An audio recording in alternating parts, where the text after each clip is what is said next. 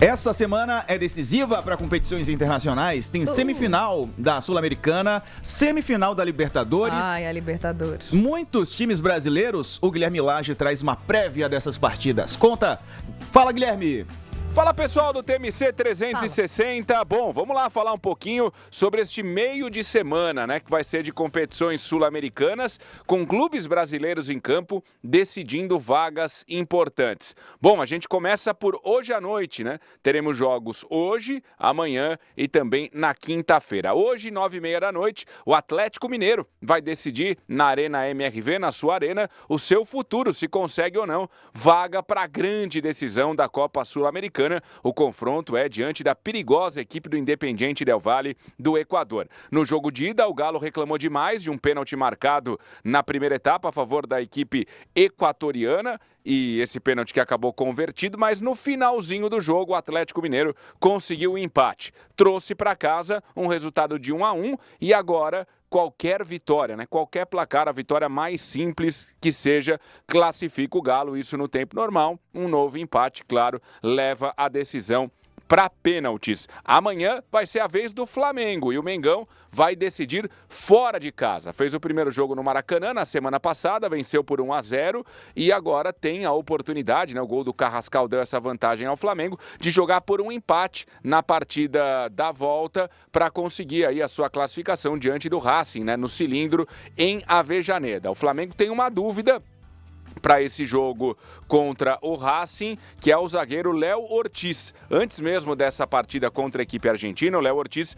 teve um problema no tornozelo, né? Ele meio que cai, torce o tornozelo, e ainda o jogador do Palmeiras cai por cima, né, num confronto direto pelo Campeonato Brasileiro. Isso acabou danificando um pouquinho ali o tornozelo do Léo Ortiz, que teve que deixar o jogo, até tentou continuar, não conseguiu, teve que deixar aquela partida e não conseguiu entrar em campo nos jogos seguintes, né, contra o próprio Racing. E também nesse último final de semana, o Flamengo perdeu fora de casa para o Fortaleza e mais uma vez ele foi desfalque, jogou o Danilo no seu lugar, que deve ser mantido caso o Léo Ortiz não possa entrar em campo, mas ainda assim ele viajou para a Argentina. O Flamengo vai ficar ali um pouco afastado, né, da região central de Avejaneda, tentando também evitar aqueles foguetórios, né, que por vezes acabam ameaçando ali a tranquilidade e o descanso dos jogadores antes de uma partida decisiva como essa. No final de semana, só o Alexandro foi poupado, jogou o Ayrton Lucas, ele deve voltar à equipe normalmente.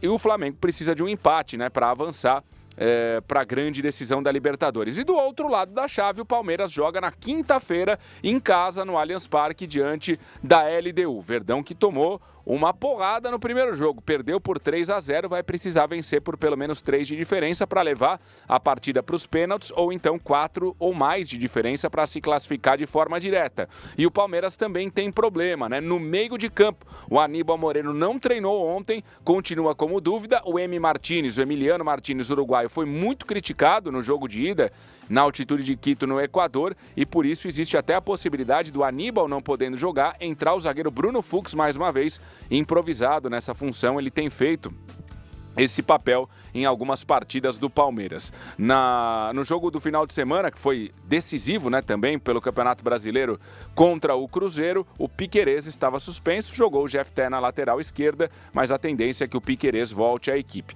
E o Alan, que tem ido muito bem nos últimos jogos do Palmeiras, também pode pintar como uma novidade da equipe, mas aí, claro, fica por conta do Abel, né, se o Abel Ferreira vai ou não preparar aí essa grande surpresa para cima da equipe da LDU.